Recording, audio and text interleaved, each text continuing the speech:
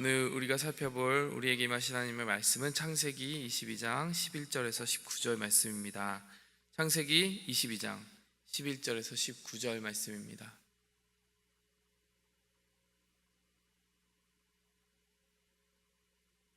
여호와의 사자가 하늘에서부터 그를 불러 이르시되 아브라함아 아브라함아 하시는지라. 아브라함이 이르되 내가 여기 있나이다 하매 사자가 이르시되 그 아이에게 내 손을 대지 말라. 그에게 아무 일도 하지 말라. 내가 내 아들 내 독자까지도 내게 아끼지 아니하였으니 내가 이제야 내가 하나님을 경외하는 줄 아노라. 아브라함이 눈을 들어 살펴본즉 한 순양이 뒤에 있는데 뿔이 수풀에 걸려 있는지라. 아브라함이 가서 그 수양을 가져다가 아들을 대신하여 번제로 드렸더라.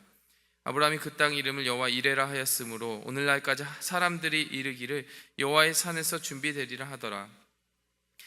여호와의 사자가 하늘에서부터 두 번째 아브라함을 불러 이르시되 여호와께서 이르시기를 내가 나를 가리켜 맹세하노니 내가 이같이 행하여 내 아들 내 독자도 아끼지 아니하였은즉 내가 내게 큰 복을 주고 내 씨가 크게 번성하여 하늘의 별과 같고 바닷가의 모래와 같게 하리니 내 씨가 그 대적의 성문을 차지하리라. 또 내 씨로 말미암아 천하 만민이 복을 받으리니 이는 내가 나의 말을 준행하였음이니라 하셨다 하니라. 이에 아브라함이 그의 종들에게로 돌아가서 함께 떠나 브에세바에 이르러 거기 거주하였더라. 아멘.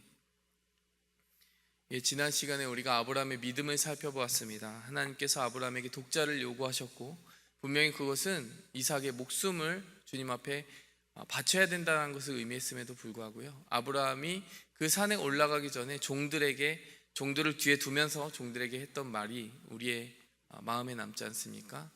우리가 함께 예배하고 함께 제사를 드리고 함께 돌아오리라, 이렇게 이야기를 했습니다.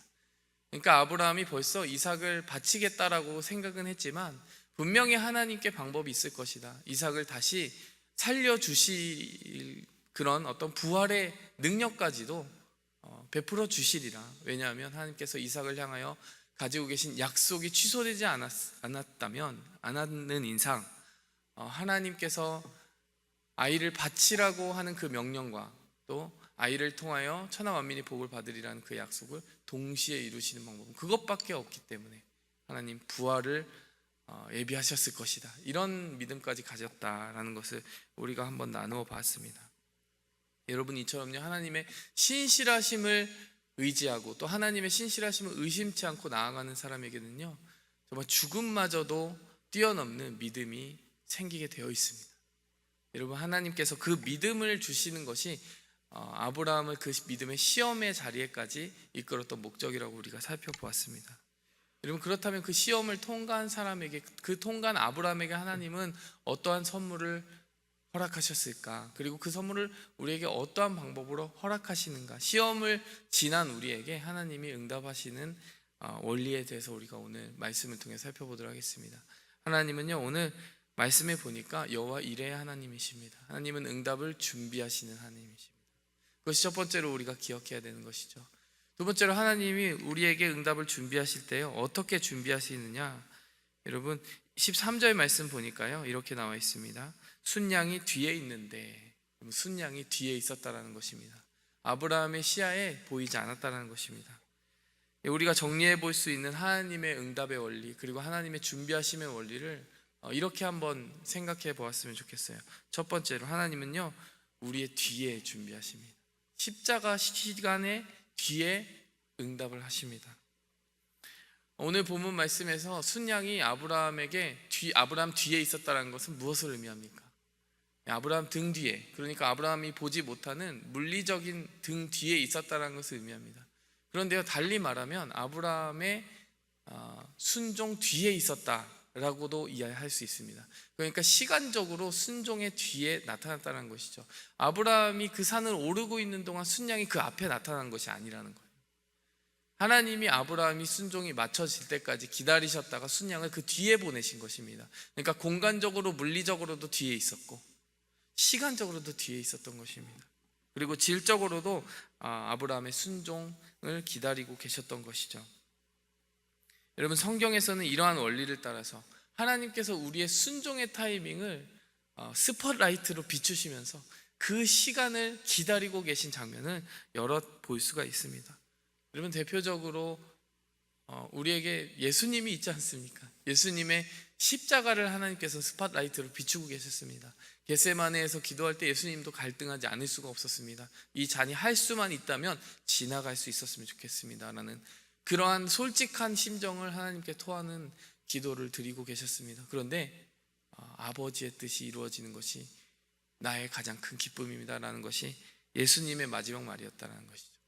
여러분, 예수님이 그렇게 순종하고 십자가를 지고 나니까 십자가 뒤에 부활이 있었던 것입니다. 여러분, 부활이 어떻게 십자가 없이 있을 수 있겠습니까? 여러분, 우리는 부활의 응답을 기다립니다. 하지만 부활을 위해서 우리가 지고 가야 될 십자가가 있다는 것을 때로는 피하고 싶어 하는 것 같습니다. 하지만요, 하나님께서는 아브라함의 순종을 기다리셨듯이 우리에게도 순종의 십자가를 기다리고 계시는지 모릅니다. 여러분, 요셉은 어떻습니까? 요셉이 유혹을 당했습니다. 보디발의 집에서 그렇게 열심히 충성되이 섬겼는데 그 보디발의 아내가 자신을 유혹하려고 합니다. 그 순간에 갈등할 수 있었습니다. 그런데 순종의 길을 택합니다. 하나님 앞에 내가 어떻게 득죄하겠습니까? 하나님의 내면으로부터 들려오는 그 양심의 소리, 성령의 음성에 순종하는 길을 택합니다. 여러분, 그 결과는요, 사실 그다지 달콤한 것은 아닌 것처럼 보였을 거예요. 왜냐하면 누명을 쓰고 감옥에 던져졌기 때문이죠. 여러분, 그런데 감옥에 던져지지 않았다라면은 요셉이 총리 대신 될 수 없다라는 사실 기억하십니까? 감옥에서 그의 구원의 길을 만났습니다. 바로 파라오의 술 맡은 관원장, 떡 맡은 관원장이 그 감옥에 있었고, 그래서 그 감옥에서 만난 그들의 꿈을 풀어줌으로써 요셉을 위한 데스티니, 요셉의 운명의 길이 완성이 되었던 것입니다. 여러분, 우리가 달콤하지 않은 십자가의 잔을 마셔야 될 때가 있습니다. 근데 하나님께서는요, 그것이 없이는 부활의 영광도 완성되지 못한다라고 이야기하십니다.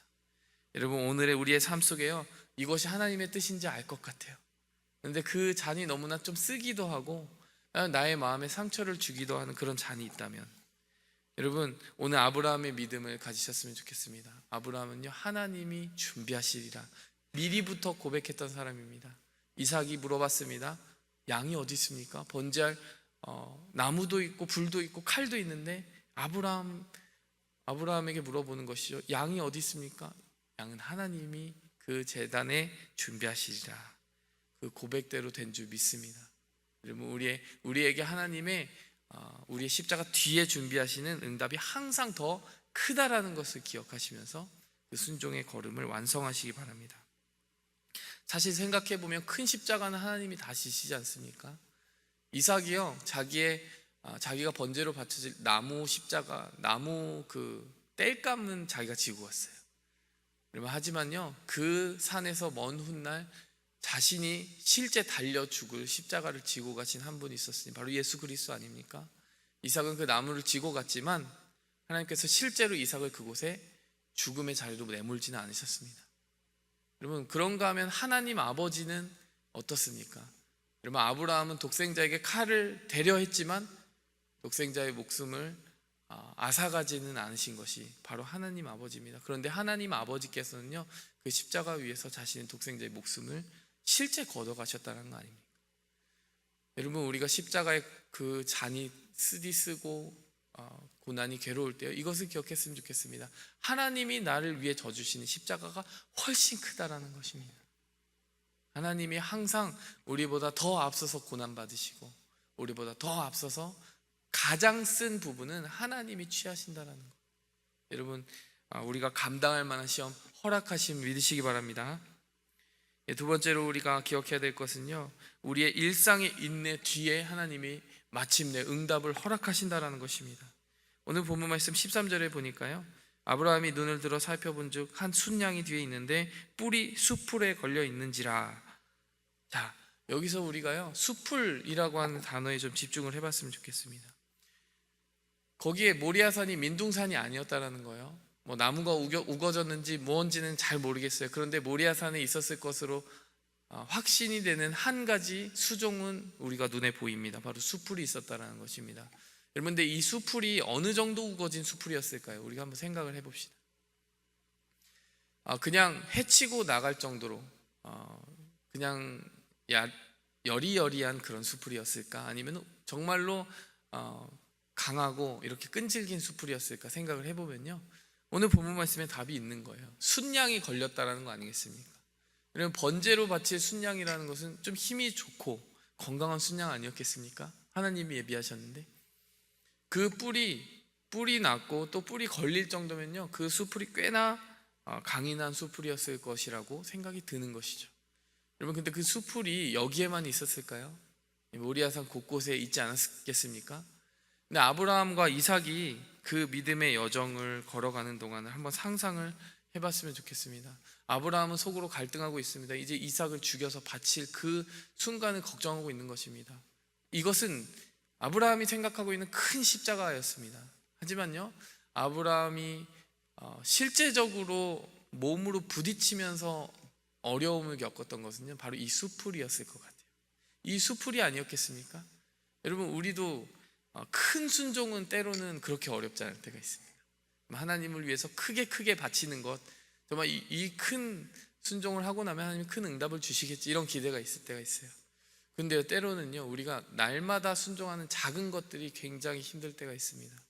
이 수풀이 발에 채일 때마다 얼마나 마음이 상했겠습니까? 지쳤겠습니까? 하나님, 제가 큰 고민을 안고 이 산을 올라가고 있는데 이런 작은 문제 정도는 조금 피하게 해주시면 안 될까요?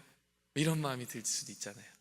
하나님, 제가 그래도 하나님을 위해서 이거 해드리는 거 정말 마음에 결심했습니다. 이 큰 것 정말 주저하지 않고 하나님 위해 해드리겠습니다. 그런데 이거 하면서 사람들이 하는 그 말들 좀 안 들었으면 좋겠습니다.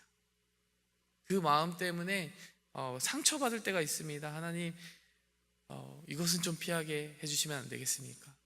여러분, 사실요, 우리가 큰 순종은 어렵지 않게 하는데요, 사람들의 작은 시험의 말이라든지, 우리가 그 순종의 길을 가는 동안 마주치는 크고 작은 어려움과 그 장애물이라고 할까요? 그것들이 우리의 발에 채일 때마다 우리가 지치고 낙심하고 그것 때문에 뒤돌아서고자 하는 유혹에 시달릴 때가 있습니다. 아브라함이 거쳐야 됐던 순종은요, 바로 그 모든 수풀을 지나서 완성이 된 것입니다. 여러분, 그런데 우리가 이 믿음의 길을 걸어가면서 발견하게 되는 놀라운 아이러니와 믿음의 신비, 미스터리가 무엇입니까? 그 수풀에 바로 순양이 걸리더라는 것입니다. 우리를 그렇게 지치게 만들고 낙심하게 만들고 끊임없이 뒤로 돌아갈까 말까 고민하게 만드는 그 말들과 시험이 사실은 저에게, 우리 자신에게 저주가 되고 낙심이 되고 우리의 영혼을 갉아먹는 것 같지만요, 결국에는 우리의 영혼을 구원하는 십자가가, 그 대속의 제물이 거기 걸리더라는 말이에요. 그것이 축복의 통로가 되어버리고 만들어라는 것입니다. 여러분, 고난의 숲을, 우리가 인내해야 되는 그 일상의 모든 순종의 길들이 다 변하여서 나중에 그곳에 하나님이 주실 상급이 걸려 있다면, 그리고 우리의 구원을 위한 예수님의 십자가가 그곳에 예비되어 있다면, 여러분, 그것이 우리에게 나중에 얼마나 큰 기쁨이 되겠습니까?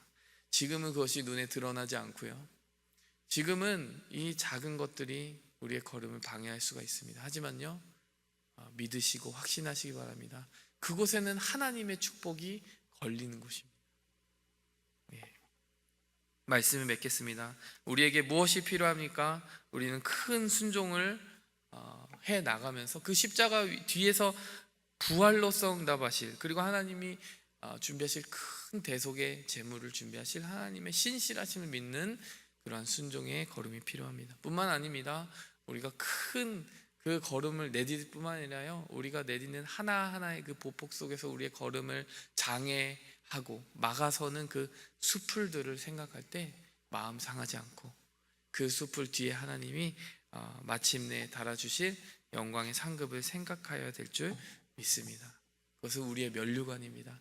예수님이 큰 십자가도 지고 가셨지만요, 그 머리 위에 그 예수님의 머리를 찌를 것 같은 수풀이라고 해야 될까요? 그 영광의 가시면류관을 하셨습니다. 그것이 가시면류관이었는데 그것이 사실은 영광의 면류관 아니었습니까?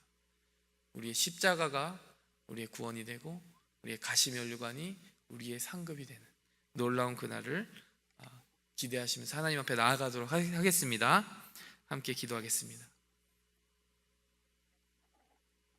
하나님 아버지, 오늘 아브라함이 순종으로 자신의 길을, 십자가로 부활의 길을 맞이하게 되는 이 놀라운 장면을 보았습니다. 하나님, 우리도 이러한 축복을 누리게 하여 주시옵소서. 인간의 힘으로 할 수 없습니다. 하나님께서 순종의 능력을 허락하여 주시옵소서. 주님께서 마침내 그 수풀을 헤치고 하나님이 예비하신 대속의 제물, 그리고 하나님이 예비하신 놀라운 축복의 풍성함이 무엇인지 우리의 눈으로 목도하며 대적 앞에서 웃을 수 있는, 그 앞에 상을 예비하시는 하나님을 만나는 오늘 하루가 되게 하여 주시옵소서. 모든 말씀 예수 그리스도의 이름으로 기도하였습니다. 하늘에 계신 우리 아버지여, 이름이 거룩히 여김을 받으시오며 나라의 임하옵시며 뜻이 하늘에서 이룬 것 같이 땅에서도 이루어지이다. 오늘날 우리에게 일용할 양식을 주옵시고 우리가 우리에게 죄 지은 자를 사하여 준 것 같이 우리 죄를 사하여 주옵시고 우리를 시험에 들게 하지 마옵시고 다만 악에서 구하옵소서. 내게 나라와 권세와 영광이 아버지께 영원히 쌓옵나이다.